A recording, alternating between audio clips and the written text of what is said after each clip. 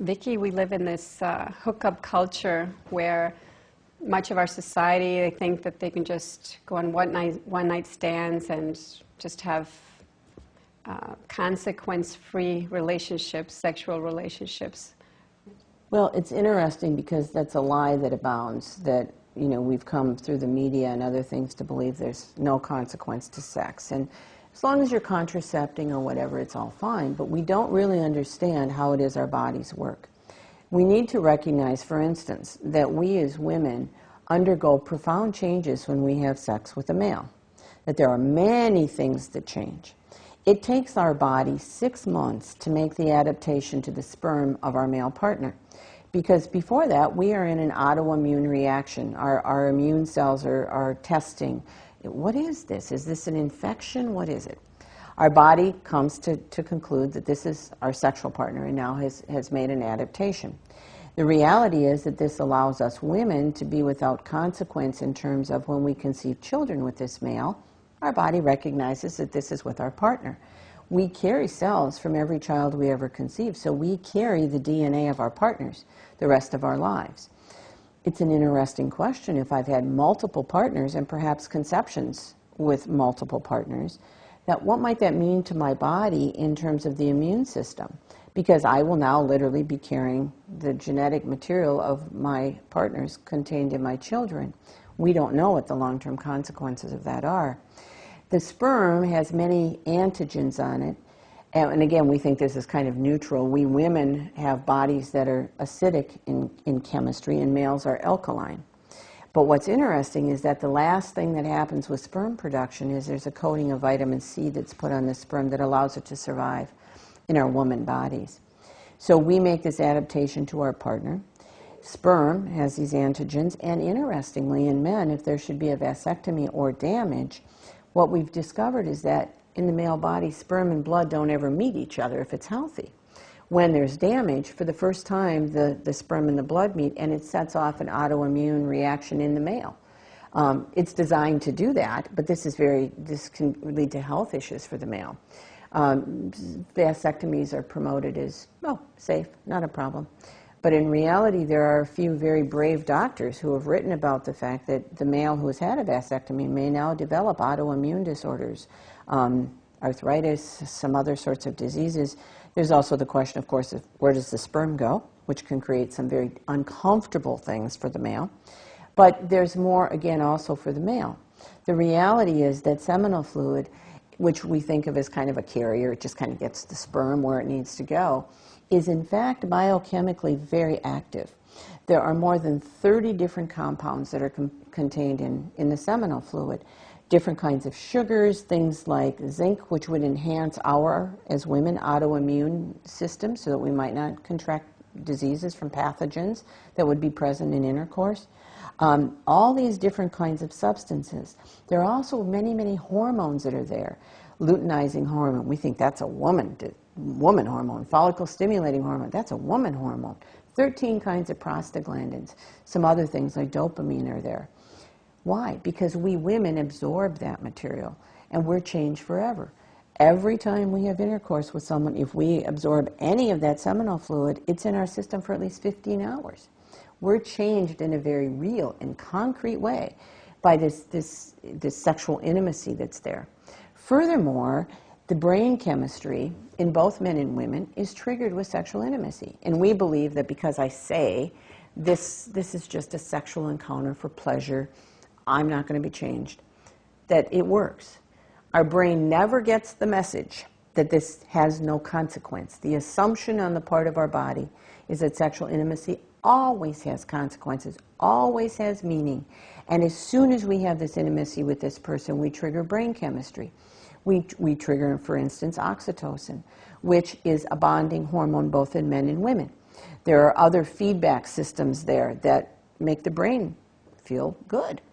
Men, in particular, get vasopressin. This is a male hormone. We women have a little, but it's predominantly male.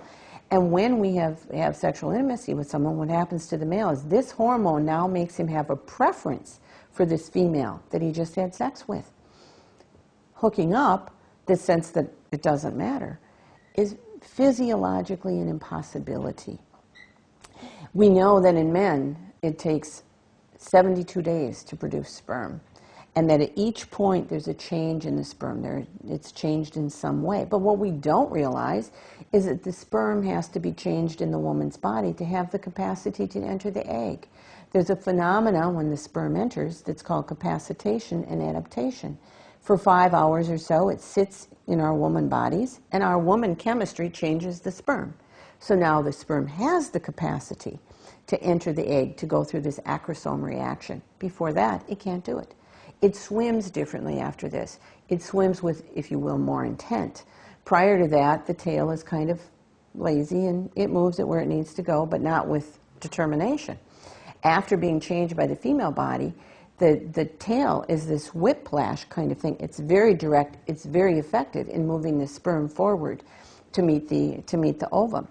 This is incredible when you think about it. There is an author in Britain who has written about the fact that supposedly there are 3 types of male sperm. The first is called the egg getter, the second is called the blocker, and the third is called the killer. I think maybe he was a rugby fan or something, because they're not really highly technical terms, but if you look at pictures of sperm, you can see 2 of these for certain. You can see that the egg getters are what we expect. They're very sleek, a pointed head and a tail, but the blockers are misshapen. They're kind of boxy, or they don't look like this very sleek sperm. The intent of the blockers is that they will fill in the crypts in the cervix. There are little compartments there, so that the egg getters can move through without getting stuck. Of the millions of sperm that come into our bodies, there's maybe only 20 or 40 that really get to the point of the egg. So there's this protective factor there. We want to get the egg getters where they need to go. The role of the killers has to do only when women have had multiple partners in a short period of time. These are very poisonous little sperm, and their intent is to kill the sperm of the other male. So effectively, there is a sperm war that goes on in the woman's body when there have been multiple partners. Also think about this in terms of the adaptation of her autoimmune system. Who's my partner? Her immune system must be on a real state of arousal here, because there's sperm from several males, and her body is trying to make this time adaptation.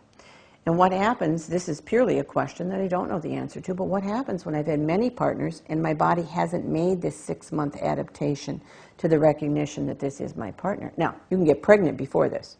You can get pregnant the first time you have sex.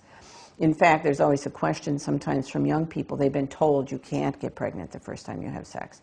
But the reality is that we women are interested in sex. We're more arousable at the time of ovulation. Males around us perceive that we're ovulating by scent. They have an elevated testosterone level. They're more interested in sex. And sex happens, and pregnancy happens. And people are surprised by, how did that come to be? But the awareness that we're different. To know also that we women are very conditionable at the time of ovulation. This is some media effects research, and they had shown an erotic movie to women who were ovulating, and all of the women had an erotic response to this movie. They showed the same movie to women at other phases. We have different stages of our cycle. We have the follicular stage, when the little follicles on our ovaries are developing. We have the ovulation stage, when one of the follicles breaks loose and the ovum is released in our body. And then the last stage is the luteal phase, when the little place on the ovary where the ovum was released becomes a major chemical factory, keeping the ovum alive to see if there is a pregnancy, and if there is, then keeping the baby alive until the baby builds its placenta. But this awareness here that during ovulation we're arousable. They showed the same movie to a group of women at these other phases, and there was a consistent response, but it was that it was basically a very stupid, dirty movie. No erotic response. But the woman who saw this film once during ovulatory phase had an erotic response showing the movie. Now, again, at any point in her cycle. The anthropologists talk about the fact that this is perhaps why, if we have sex with Mr. Wrong when we're ovulating, we now are hooked to Mr. Wrong. We all know that Mr. Wrong leads to Mr. Wrong number 2. So this awareness of how this give and take, this dance, if you will, between men and women is so important, and it's so critical that we as women and men understand there's a lot more going on in our bodies than we've ever been told, so that we can, A, make really good choices about this. Do I want my body to be changed by this male? If I'm going to have sex with him, one, I am going to be changed by him. And we don't even know what some of the long-term consequences of this are, but we know that she's absorbing the material.